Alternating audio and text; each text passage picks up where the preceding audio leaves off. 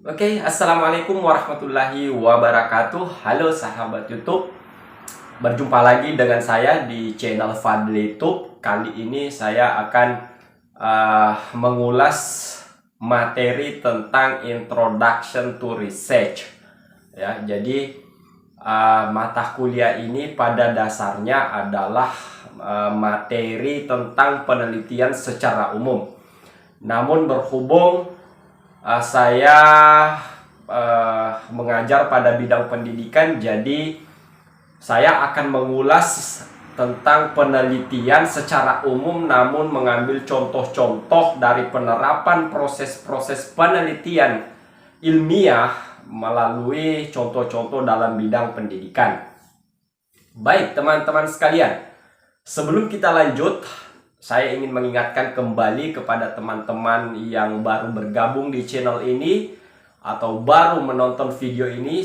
Saya mohon agar teman-teman bersedia untuk subscribe channel ini dan nyalakan lonceng notifikasi agar teman-teman sekalian selalu mendapat pembaharuan informasi dan notifikasi apabila saya mengupdate video atau konten-konten bermanfaat lainnya. Dan bagi yang sudah subscribe, saya ucapkan terima kasih. Semoga sahabat, teman, kerabat sekalian dimudahkan rezekinya dan selalu diberikan kesehatan oleh Allah Subhanahu wa Ta'ala.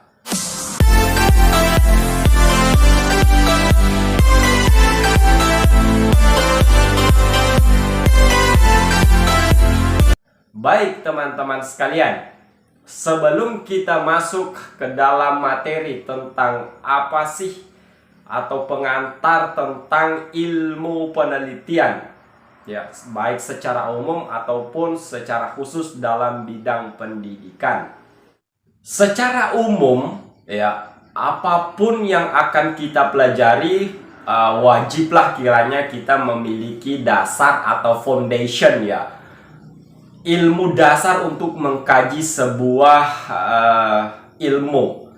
Jadi sebelum kita mengkaji lebih jauh tentang apa sih penelitian itu, kemudian jenis-jenis penelitian itu seperti apa, kemudian kegunaannya untuk apa, sistematika penulisannya bagaimana, pemaparan hasil penelitian seperti apa, dan penarikan kesimpulan hingga akhir itu, perlu kiranya kita memiliki pengetahuan atau konsep dasar tentang penelitian itu sendiri.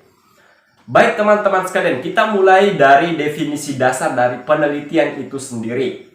Jadi jika dilihat secara definisi, penelitian itu pada dasarnya adalah sebuah proses yang kita lakukan untuk menemukan solusi atas sebuah masalah. Jadi penelitian itu adalah sebuah proses yang kita lakukan untuk menghasilkan ilmu pengetahuan baru atau informasi fakta-fakta baru melalui kajian penelitian ilmiah. Sementara ilmu pengetahuan itu sendiri meliputi observasi, fakta, konsep, kemudian definisi, variabel, hipotesis, hukum, ataupun teori dan model. Jadi keseluruhannya itu adalah buah dari hasil sebuah penelitian.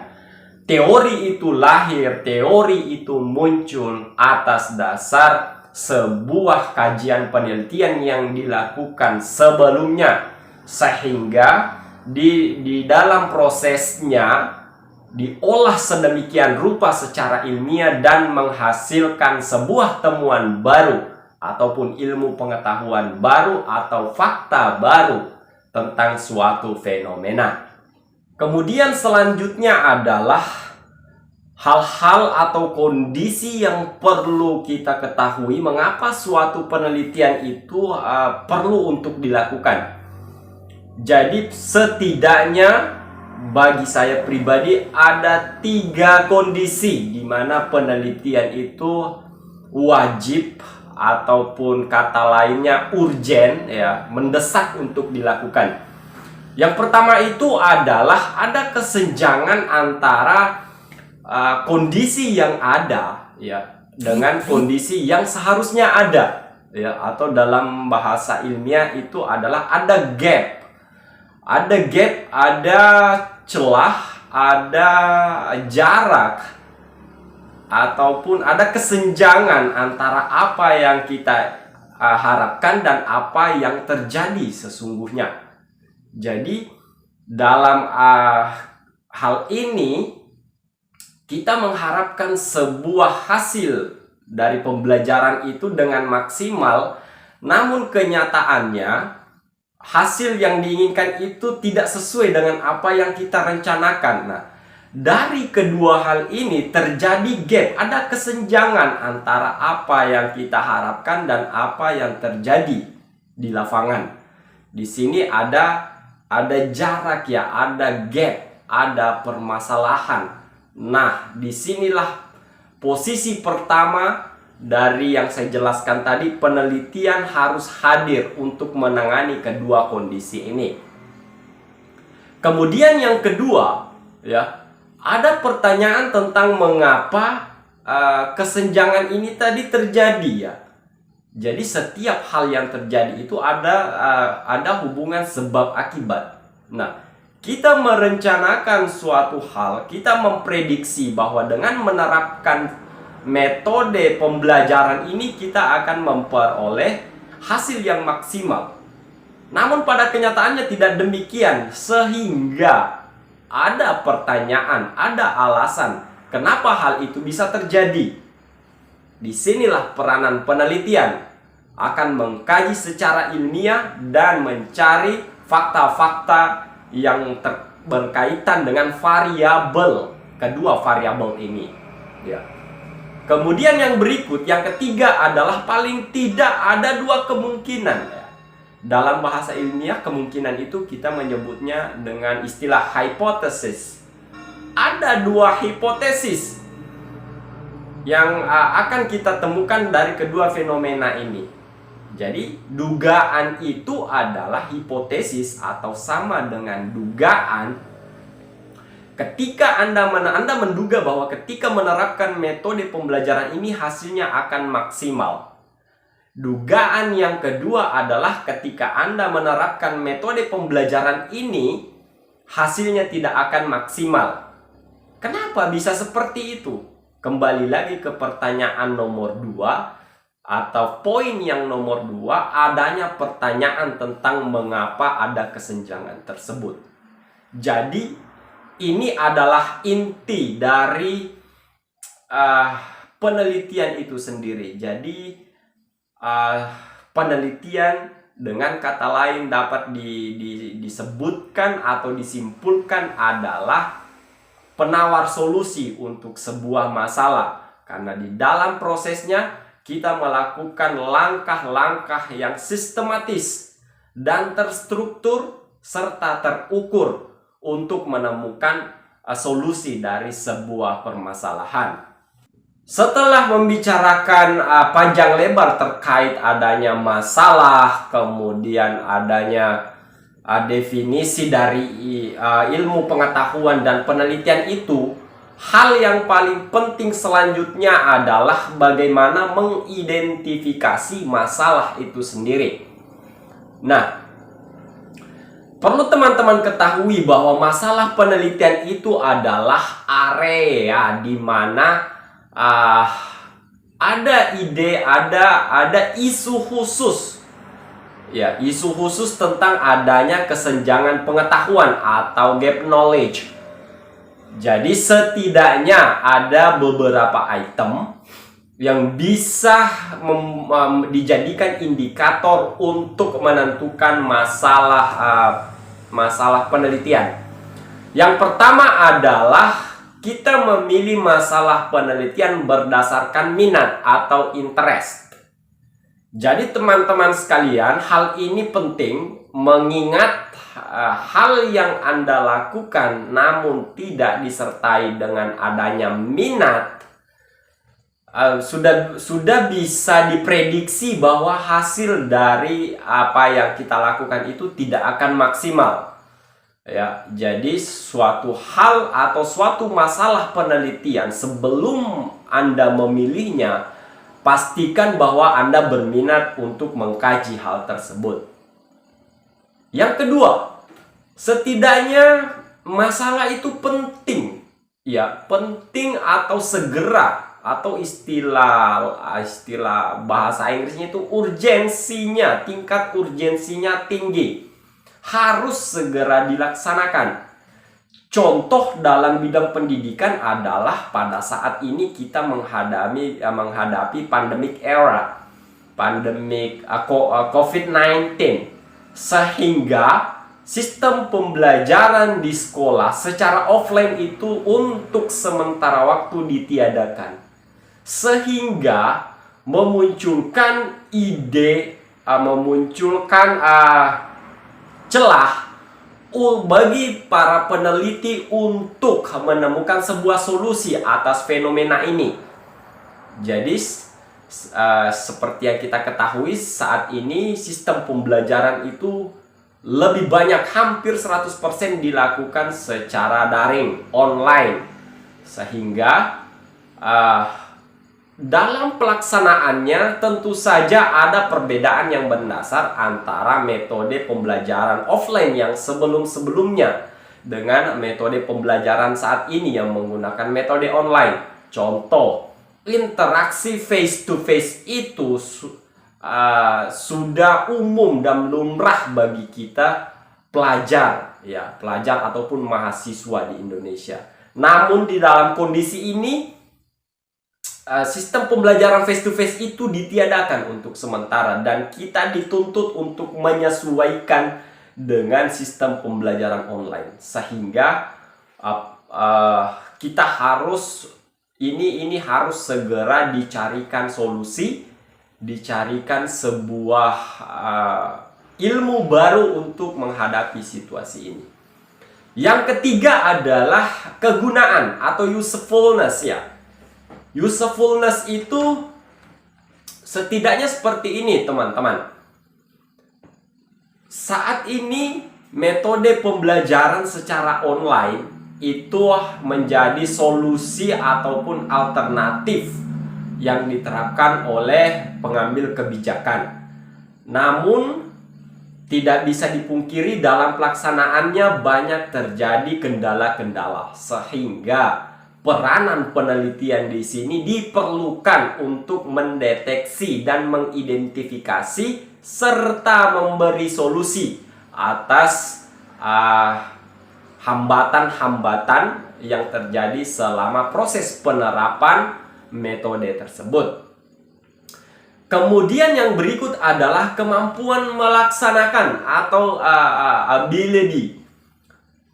Jadi untuk mengidentifikasi sebuah masalah, kita harus memastikan bahwa kita memiliki kemampuan, baik dari kemampuan ilmiah maupun non-ilmiah. Ya, ilmiah itu seperti ya setidaknya kita memiliki pengetahuan tentang sistematika atau struktur penelitian itu seperti apa ya, mulai dari penyusunan latar belakang, kemudian penyajian literatur review, kemudian methodology of research, kemudian bagaimana menyajikan findings and discussion, hasil temuan dan pembahasan serta penarikan kesimpulan. Itu dari segi ilmiah atau dari segi pengetahuan. Yang kedua adalah dari segi non-ilmiah. Contoh, bagi teman-teman mahasiswa yang ingin meneliti atau mengangkat masalah penelitian terkait dengan sistem pembelajaran di dalam kelas. Nah, secara umum ya, teman-teman itu memiliki akses terbatas di dalam ruang kelas.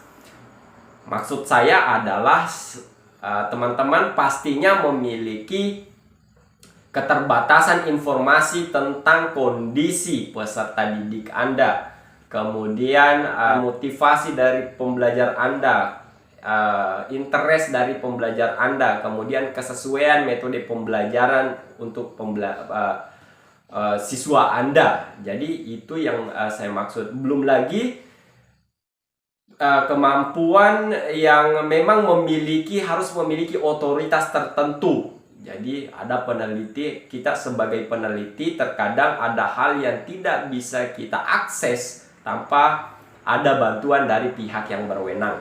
Itu penjelasan dari kemampuan melaksanakan dari segi ilmiah dan non ilmiah, atau dari segi teknis dan praktis.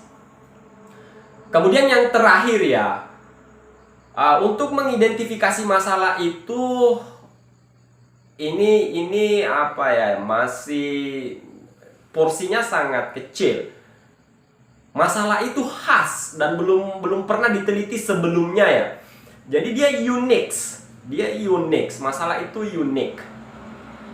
Namun ini memiliki porsi kecil untuk dijadikan pertimbangan identifikasi masalah. Biasanya hal-hal seperti ini ditemukan di daerah-daerah ataupun tempat-tempat yang memang masih jarang dilakukan penelitian. Karena sekedar informasi bahwa meskipun judul penelitiannya sama, desain penelitiannya sama, teknik pengumpulan datanya sama, teknik analisisnya sama, penyajian kesimpulan dan penarikan pembahasan itu sama, namun jika objeknya berbeda, hasil yang diperoleh kemungkinan terbesar akan berbeda, bahkan jauh berbeda. Nah, itulah penjelasan saya tentang bagaimana atau indikator yang bisa digunakan untuk mengidentifikasi sebuah masalah. Dan hal selanjutnya adalah setelah mengidentifikasi masalah serta mengetahui tujuan dari penelitian itu sendiri, langkah selanjutnya adalah pengetahuan tentang metode penelitian. Baik, teman-teman sekalian, jadi setidaknya ada 6 poin yang akan saya sampaikan pada kesempatan ini terkait dengan metode penelitian. Yang pertama adalah metode penelitian itu harus bersifat kritis dan analitis ya. Jadi penelitian itu, desain sebuah penelitian harus bersifat kritis dan analitis. Maksudnya adalah pertanyaan-pertanyaan penelitian itu harus lebih tajam dan lebih mendetail serta tidak bersifat umum, dan diupayakan untuk dilakukan pembatasan ya, atau scope of the study, sehingga kajiannya itu bersifat spesifik dan tingkat kekritisannya itu lebih tajam ya. Tingkat analisisnya itu bisa bersifat lebih tajam ya, ketimbang kita tidak membatasi masalah penelitian itu sendiri. Kemudian yang kedua, dia harus bersifat logis ya. Logis di sini maksudnya masuk akal ya. Terkadang ada hal-hal atau masalah penelitian yang tidak masuk akal untuk dituangkan dalam metode penelitian. Contoh ya, pada saat ini situasi COVID-19, kita menawarkan sebuah metode penelitian yang harus mengharuskan interaksi face to face. Nah, itu dari segi logis ya, untuk kondisi saat ini kurang logis, karena memang kita dituntut untuk mengurangi social distancing ya. Social distancing, kemudian mengurangi interaksi secara langsung. Itu yang kedua, bersifat logis. Kemudian yang ketiga, dia harus bersifat objektif, teman-teman sekalian. Objektif ini maksudnya adalah dia harus bersifat real, nyata, tanpa ada tekanan, tanpa ada paksaan, dan penyajian datanya itu memang real apa yang ditemukan selama proses penelitian, tanpa adanya proses rekayasa dan manipulasi. Jadi metode penelitian itu harus bersifat objektif, teman-teman sekalian. Apapun yang Anda temukan, apapun yang Anda dapatkan dari hasil proses itu, itulah yang kemudian kita laporkan sebagai hasil penelitian. Poin yang berikut adalah konseptual dan teoritis. Jadi di dalam penelitian itu kita dituntut untuk menyampaikan suatu hal, menyampaikan suatu pendapat secara teoritis. Kita tidak boleh mengarang, ya, tidak boleh mengeluarkan pendapat sendiri yang tidak dilandasi dengan bukti-bukti otentik. Jadi untuk mengambil sebuah atau mengeluarkan sebuah pendapat, setidaknya kita didukung oleh teori atau pendapat dari para ahli, sehingga apa yang kita sampaikan mempunyai landasan yang kuat dan bisa dipertanggungjawabkan. Jadi sebisa mungkin, bahkan harus dihindari untuk mengeluarkan sebuah pernyataan yang bisa memunculkan reaksi-reaksi yang menuntut pertanggungjawaban atas pernyataan Anda. Kemudian yang berikut, dia harus bersifat empiris, ya. Ya, yang barusan saya sampaikan adalah kita mengeluarkan pendapat berdasarkan bukti ilmiah. Bukti ilmiah. Nah, empiris ini adalah bukti ilmiahnya. Contoh, saya mengajukan sebuah pendapat bahwa apabila diterapkan metode pembelajaran jigsaw misalnya, diterapkan di dalam kelas untuk pembelajaran bahasa Inggris, itu mampu meningkatkan kemampuan berbicara siswa atau mahasiswa. Hal ini didasarkan oleh hasil temuan sebelumnya yang telah dilakukan oleh peneliti ini, dan peneliti ini. Dari pernyataan saya didasarkan atas adanya kesamaan karakteristik, kemudian kondisi penelitian, kemudian faktor-faktor serta variabel dalam penelitian, sehingga saya berani mengeluarkan pernyataan ini. Jadi saya berpendapat didasari oleh bukti empiris dari hasil temuan atau hasil temuan teori atau pendapat dari ahli atau peneliti sebelumnya. Kemudian yang terakhir, metode penelitian itu bersifat sistematis, ya. Jadi dalam penyusunan penelitian itu dia sudah memiliki sistematika. Contoh, setidaknya ada 5 bagian inti dalam penelitian. Di awal kita dituntut untuk menyajikan di chapter 1, bab 1 paling tidak itu tentang introduction atau pengenalan.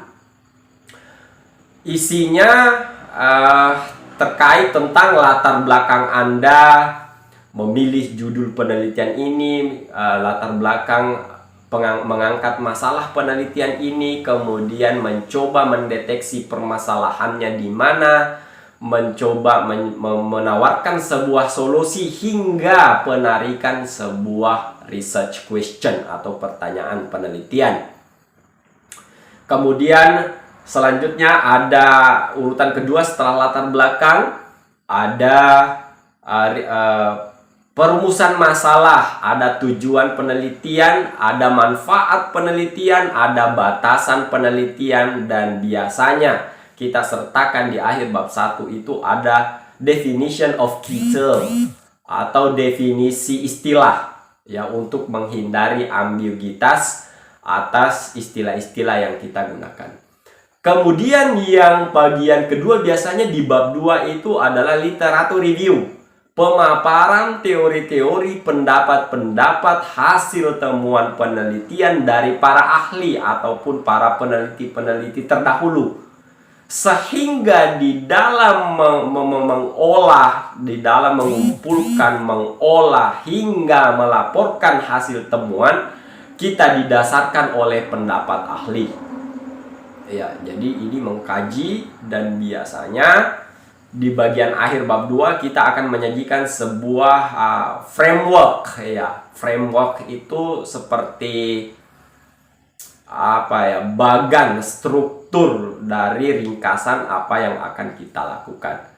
Pada bagian bab 3 ini inti poin dari sebuah penelitian, karena di sana Anda akan menjelaskan tentang research design Anda, desain penelitian, apakah akan menggunakan desain kualitatif atau menggunakan desain kuantitatif.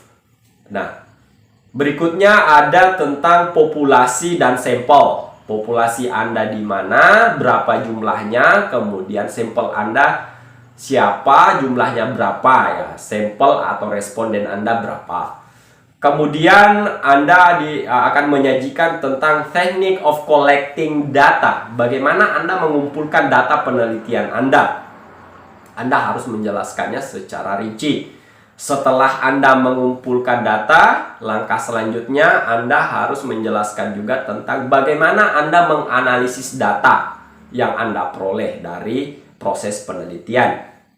Nah, dari segi itu kita pindah ke chapter 4. Biasanya isinya adalah findings and discussion, hasil temuan dan pembahasan. Pada bagian ini Anda melakukan interpretasi ya, reporting, tabulasi, kemudian deskripsi, penjabaran dari hasil-hasil temuan, serta membahasnya dengan membandingkan hasil temuan Anda dengan teori ataupun hasil penelitian terdahulu. Di bab 5 ada kesimpulan dan rekomendasi ya. Jadi di bagian akhir bab 5 Anda menyajikan tentang kesimpulan yang Anda ajukan setelah proses yang Anda lakukan, dan Anda dituntut juga untuk memberikan rekomendasi kepada baik untuk tempat Anda meneliti, ataupun untuk peneliti lain, ataupun untuk pengambil kebijakan. Nah, Anda sesuaikan dengan hasil temuan Anda untuk memberikan rekomendasi kepada siapa. Di belakang itu ada daftar pustaka. Ini adalah hal yang paling penting juga, teman-teman. Daftar pustaka adalah tempat mengumpulkan daftar kutipan ya. Jadi daftar kutipan, semua pendapat yang Anda kutip pada isi penelitian Anda harus Anda lampirkan di daftar pustaka. Hal ini penting untuk menghindari adanya klaim hak cipta, atau dalam bahasa ilmiah itu plagiat atau mencuri ide orang lain lah. Bahasa yang agak kurang sopan itu mencuri ide orang lain. Itu tujuan dari daftar pustaka. Kemudian setelah itu biasanya dimunculkan appendix atau lampiran ya. Lampiran semua hal-hal yang berhubungan dengan penelitian Anda, baik dari biodata diri Anda, kemudian surat-surat izin penelitian, kemudian instrumen-instrumen Anda ditampilkan pada bagian lampiran ini. Nah, itu penjelasan singkat tentang sistematis ya. Penelitian itu bersifat sistematis, karena dia tidak bisa Anda di bab 1 membahas tentang latar belakang, di bab 2 Anda membahas tentang findings, bab 3 Anda membahas tentang literatur review. Dia sudah diatur secara sistematis. Dan bagian ini akan saya ulas pada video khusus terkait dengan isi dari penelitian itu sendiri.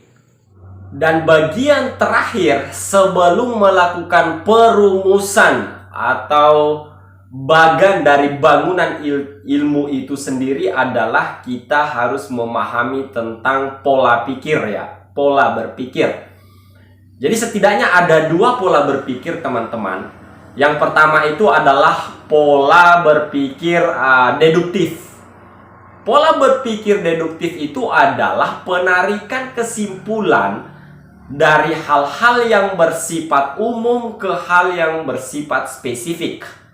Jadi hal yang umum mengacu ke hal yang lebih spesifik. Itu definisi dari pola berpikir deduktif. Yang kedua adalah pola berpikir induktif. Sebaliknya, pola berpikir induktif ini adalah penarikan kesimpulan berdasarkan hal-hal yang spesifik ke hal-hal yang umum. Jadi, hal ini perlu juga kita pahami dalam rangka penyusunan atau perumusan bangunan ilmu yang sebentar lagi akan saya jelaskan menggunakan bagan, ya, bagan bangunan ilmu, dan keseluruhan materi ataupun yang telah saya sampaikan dari awal hingga akhir ini akan tergambar dalam bangunan ilmu tersebut. Jadi silahkan disimak videonya. Namun di sela-sela video ini saya ingatkan kembali untuk tidak lupa untuk subscribe channel ini, karena untuk membangun channel ini agar lebih bermanfaat dan teman-teman sekalian mudah-mudahan dapat terbantu dari apa yang saya jelaskan. Jadi selanjutnya saya akan menjelaskan behind the scene di belakang layar sambil menampilkan rumusan bangunan ilmu yang saya sebutkan tadi. Seperti inilah tampilan bangunan ilmu atau building blocks of science yang saya sampaikan sebelumnya. Diawali dengan langkah pengamatan hingga proses identifikasi masalah. Kemudian dilanjutkan dengan proses membangun kerangka teori atau asosiasi jaringan. Dilanjutkan dengan mengajukan hipotesis atau dugaan sementara atas solusi yang ditawarkan untuk mengatasi permasalahan dalam penelitian. Langkah selanjutnya adalah konstruksi konsep atau definisi operasional. Dilanjutkan dengan perencanaan penelitian dan pengumpulan data hingga analisis data. Proses ini biasanya memakan waktu yang cukup lama karena adanya proses perencanaan, penelitian, pengumpulan data hingga analisis data. Setelah data dianalisis, kemudian data dikelompokkan berdasarkan jenis dan kemudian diinterpretasi serta dijabarkan untuk mendapatkan hasil temuan penelitian yang hasilnya bisa dapat berupa pembaruan teori atau penerapan suatu metode. Kemudian siklus ini berlanjut dan bisa dijadikan landasan untuk pengamatan penelitian selanjutnya. Baik teman-teman, saya rasa cukup untuk kali ini. Sekali lagi, bagi teman-teman yang belum subscribe, silahkan subscribe agar teman-teman sekalian selalu mendapat notifikasi pembaharuan video terbaru dari kami. Kemudian informasi selanjutnya adalah ini bukanlah akhir dari pertemuan kita. Insya Allah berikutnya saya akan mengupload lanjutan materi dari Introduction to Research ini. Silahkan subscribe dan nyalakan lonceng notifikasinya agar teman-teman mendapat pemberitahuan apabila saya mengupload video kelanjutan dari materi kita hari ini. Terima kasih telah menonton, sampai jumpa di lain waktu. Assalamualaikum warahmatullahi wabarakatuh.